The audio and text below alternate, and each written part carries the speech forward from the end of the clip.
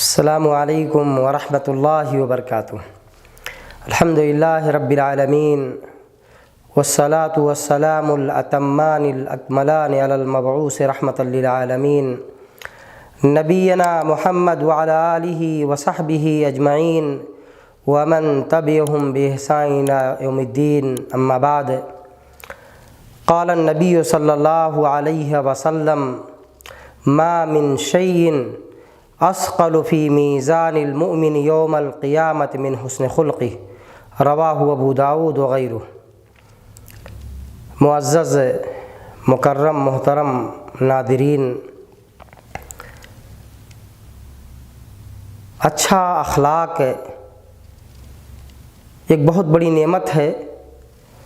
اور جو شخص اچھی اخلاق اور کردار سے متصف ہو جائے تو اس کے بارے میں کیا کہنا۔ آپ صلی اللہ علیہ وسلم کی زندگی ہمارے لیے اسوہ ہے، ہمارے لیے نمونہ ہے۔ آپ نے اچھے اخلاق اور کردار کا مظاہرہ کیا، حسن اخلاق کا نمونہ بن کر کے لوگوں کی زندگی میں آئے، اور ایک ایسا پیغام دے گئے جسے رہتی دنیا تک یاد رکھا جائے گا۔ ہمارے جیسے لوگ ہوتے تو خون کی ندیاں بہہ جاتی، لیکن پیارے آقا محمد رسول اللہ صلی اللہ علیہ وسلم جو کہا کرتے تھے بعثت لأتمم مکارم الاخلاق، یا قرآن نے جو بات کہی ہے کہ آپ اخلاق کے پیکر تھے، اس کا عملی نمونہ بن کر کے اللہ کے رسول صلی اللہ علیہ وسلم نے دنیا والوں کو دکھایا ہے۔ فتح مکہ کی آپ بات کر لیں، یا اسی طرح سے طائف کی آپ بات کر لیں، آدمی طاقت و قوت کی چوٹی پر ہے، ساری چیزیں اس کے ہاتھ میں ہیں، لیکن اچھے اخلاق اور کردار کا مظاہرہ کرتے ہوئے سب کو معاف فرما دیا، جبکہ اس سے پہلے اس کے خلاف ہوا کرتا تھا۔ ان الملوک اذا دخلوا قریۃ افسدوها، جب طاقتور شخص بادشاہ کسی بستی میں داخل ہوتا لڑائی کی غرض سے تو اسے ختم کر دیتا تھا، وہاں فتنہ و فساد برپا کرتا تھا۔ لیکن پیارے آقا محمد رسول اللہ صلی اللہ علیہ وسلم نے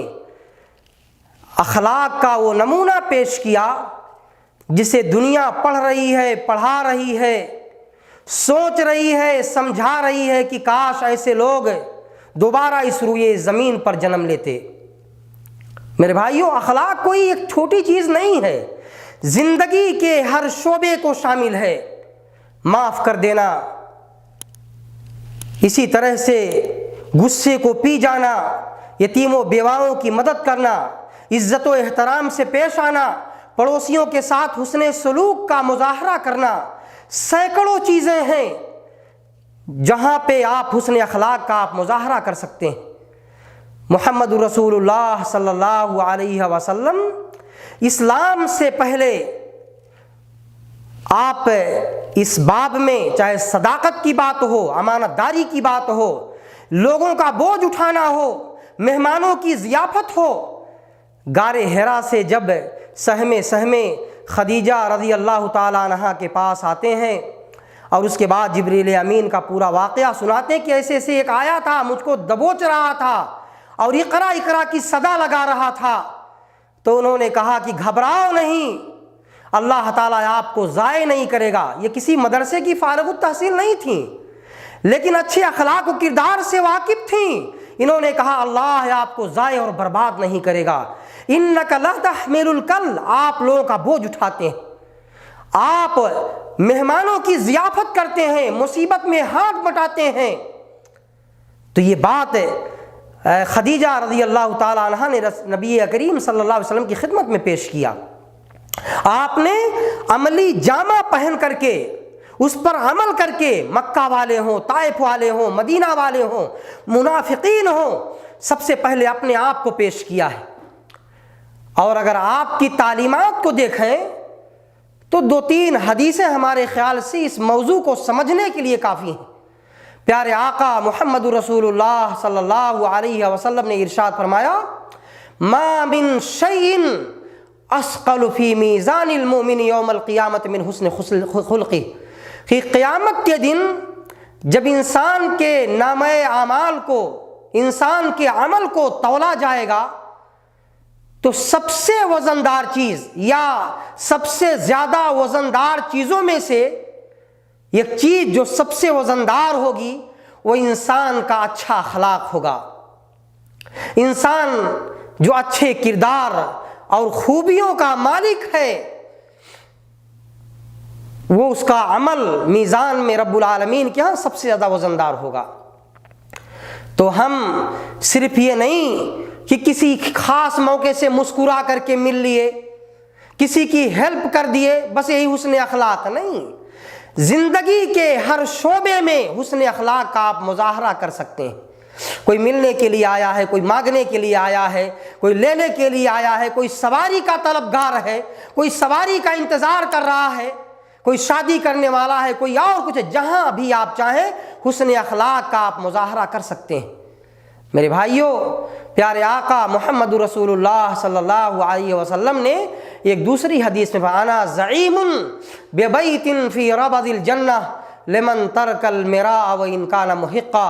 وببیت فی وسط الجنہ لمن ترک الکذب وان کان مازحا وببیت فی اعلی الجنہ لمن حسن خلقہ۔ میرے بھائیوں، بڑی عظیم الشان روایت ہے۔ اللہ کے رسول کہہ رہے ہیں کہ میں گارنٹی لے رہا ہوں، میں ضامن ہوں، ضمانت لے رہا ہوں، جنت کے کنارے والے حصے میں ایک طرح کے گھر کی جو حق پر رہتے ہوئے بھی لڑائی جھگڑے سے دور بھاگتا ہے، حق پر ہے، سامنے والا ناحق پر ہے، لیکن لڑائی کی نوبت آ گئی ہے، کہہ دیتا ہے جا تو ہی لے لے، میں تجھ سے الجھنا اور لڑائی کرنا نہیں چاہتا۔ ایسا شخص جو اس طرح کا عملی نمونہ بن جائے، محمد الرسول اللہ صلی اللہ علیہ وسلم نے جنت کے کنارے والے حصے میں ایک طرح کے گھر کی گارنٹی لی۔ وَبِبَيْتٍ فِي أَعْلَى الْجَنَّةِ وَبِبَيْتٍ فِي وَسَطِ الْجَنَّةِ لِمَنْ تَرَكَ الْكَذِبَ وَإِنْ كَانَ مَاضِحًا، اور جنت کے بیچ والے حصے میں ایک طرح کے گھر کی گارنٹی محمد الرسول اللہ صلی اللہ علیہ وسلم نے لی ہے اس شخص کے لیے، ان لوگوں کے لیے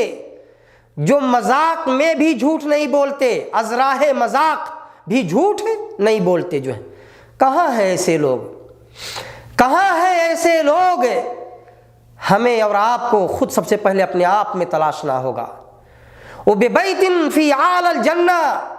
جنت کے اوپری والے حصے میں، شیش محل لوگ اس کا ترجمہ کرتے ہیں، وہاں پہ بلند و بالا جنت کے بالائی حصے میں ایک طرح کے گھر کی میں گارنٹی، لمن حسن خلقہ، جس کا اخلاق عمدہ ہو جائے۔ میرے بھائیوں، یہ سب کہنے کی نہیں، عمل کرنے کی ضرورت ہے۔ وَإِنَّ الْمُؤْمِنَ لَيُدْرِكُ دَرْجَةَ الصَّائِمِ وَالْقَائِمِ بِحُسْنِ خُلْقِهِ۔ یہ تیسری روایت ہے، انسان اپنے اچھے اخلاق کی وجہ سے، اپنے اچھے کردار کی وجہ سے نفلی روزہ رکھنے والے، نفلی عبادت کرنے والے، نماز پڑھنے والے کے مقام کو حاصل کر لیتا ہے۔ میرے بھائیوں، یہ مختصر وقت ہے، بہت ساری باتیں ہیں، لیکن اتنا ضرور کہیں گے کہ چاہے گھر والے ہوں، چاہے پڑوس والے ہوں، باہر والے ہوں، ہر جگہ آپ کے بچے ہوں، حسن اخلاق کا مظاہرہ کیجئے، اچھی طرح سے پیش آئیے، وہ ساری خوبیاں ان کے ساتھ روا رکھیے جو پیارے آقا محمد رسول اللہ صلی اللہ علیہ وسلم کیا کرتے تھے۔ انسان تو انسان، جانور، حیوانوں کے ساتھ بھی محمد رسول اللہ صلی اللہ علیہ وسلم اچھے اخلاق اور کردار کا مظاہرہ کیا کرتے تھے، چاہے وہ اونٹ کی بات ہو یا اسی طرح سے نغیر کی بات ہو یا دوسری روایتیں ہیں جو جانوروں کے تعلق سے آئی ہوئی ہیں۔ اللہ رب العالمین سے دعا ہے کہ الہ العالمین تو ہم سب کو اچھی اخلاق اور کردار کا مالک بنا دے، رسول اللہ صلی اللہ علیہ وسلم کے طریقے پر چلنے والا بنا دے، اور ہم سب کی عبادتوں کو قبول فرما لے، ہم سب کے درجات کو بلند فرما دے، ہم میں سے جو بیمار ہیں اللہ انہیں شفا دے دے، جو قرض دار ہیں انہیں قرض کی ادائیگی کی توفیق دے دے، اور جو اس دنیا کو چھوڑ کے چلے گئے الہ العالمین تو انہیں جنت الفردوس کا وارث بنا دے۔ وصلی اللہ وسلم علی نبینا محمد وعلی آلہ وصحبہ اجمعین، والسلام علیکم ورحمۃ اللہ وبرکاتہ۔ جمعية الدعوة والإرشاد وتوعية الجاليات بالسلي